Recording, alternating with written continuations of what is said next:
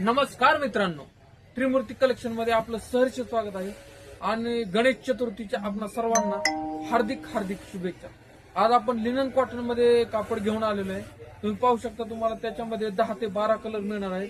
तुम्ही पाहू शकता त्याच्यातील कलर। लिनन कॉटन मध्ये कापड आहे, फॅब्रिक एकदम जबरदस्त आहे।